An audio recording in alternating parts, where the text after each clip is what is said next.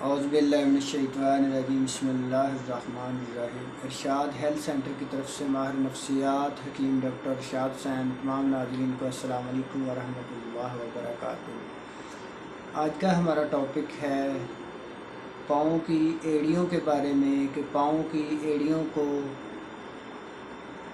नरम व मुलायम बनाने के लिए पाँव की एड़ियाँ जो फट जाती हैं उनकी बेहतरी के लिए और पाँव की एड़ियों के अलामात, वजूहात और आखिर में एक बेहतरीन नुस्खा बताऊंगा जिसके इस्तेमाल करने से पाँव की हर तरह की बीमारियां, ख़ास तौर पर जो एड़ियाँ फट जाती हैं, एड़ियों में इन्फेक्शन हो जाती है, इसके लिए एक बेहतरीन नुस्खा बताऊंगा जिसके इस्तेमाल करने से अल्लाह पाक के करम फजल से चंद ही दिनों में आपके एड़ियों के मसाइल इंशाअल्लाह दूर हो जाएंगे।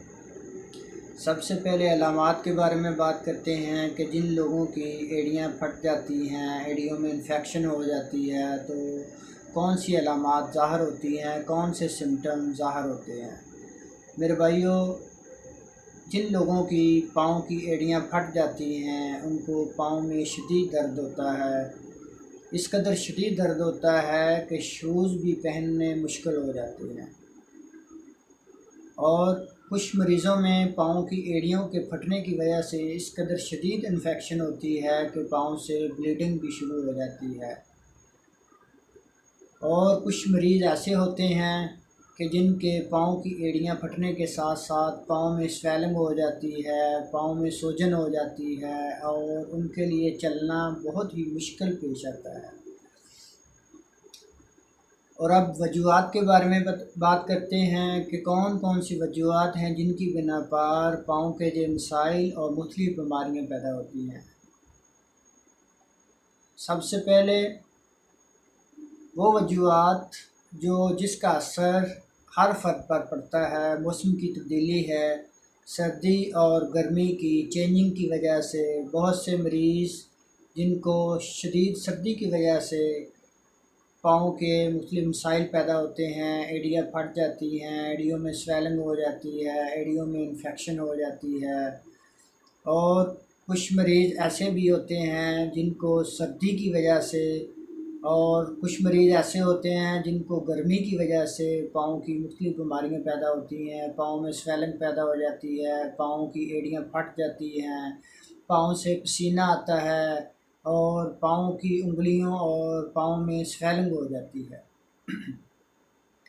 और दूसरी इसकी वजूहात है कि जो लोग सख्त मेहनत करते हैं, हार्ड वर्क करते हैं या मेहनत मजदूरी करते हैं और जिसकी वजह से उनके पाँव में मुख्तलिफ़ किस्म की बीमारियां पैदा हो जाती हैं, पाँव शदीद दर्द करते हैं, पाँव की एड़ियाँ फट जाती हैं, पाँव में इन्फेक्शन पैदा हो जाती है, पाँव में स्वेलिंग हो जाती है।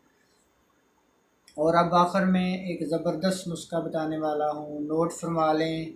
2 से 3 चीज़ें हैं, आपको बआसानी कहीं से भी मिल सकती हैं। इनमें से तो 2 चीज़ें तो ऐसी हैं जो आपके घर में ही इस्तेमाल होने वाली होती हैं और रोज़ाना आपके घरों में इस्तेमाल होती हैं। नंबर 1 आपने लेना है कुकिंग ऑयल लेना है 10 ग्राम, और नंबर 2 पर है शुगर लेनी है आपने 5 ग्राम,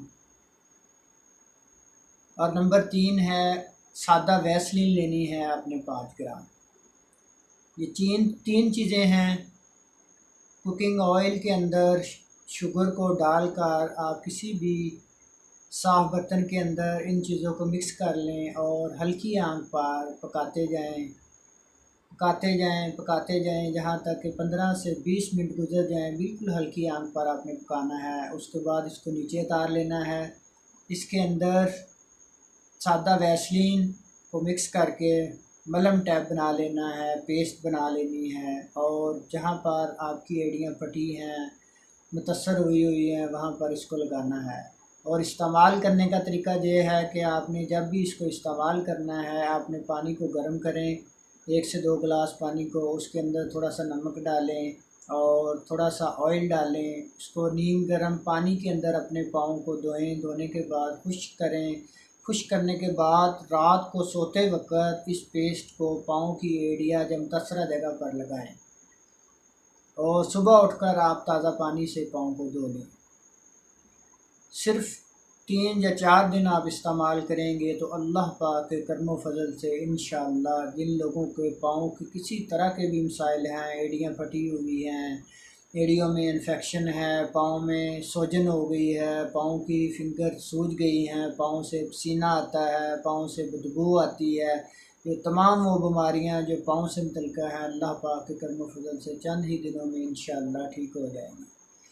अगर हमारी वीडियो अच्छी लगी हो तो लाइक करें, शेयर करें और हमारे चैनल को सब्सक्राइब करें, तो आइंदा आने वाली वीडियो आप तक बआसानी पहुंच सके। अल्लाह पाक आपको और आपकी फ़ैमिली को आसानियाँ पैदा फरमाए। पाकिस्तान।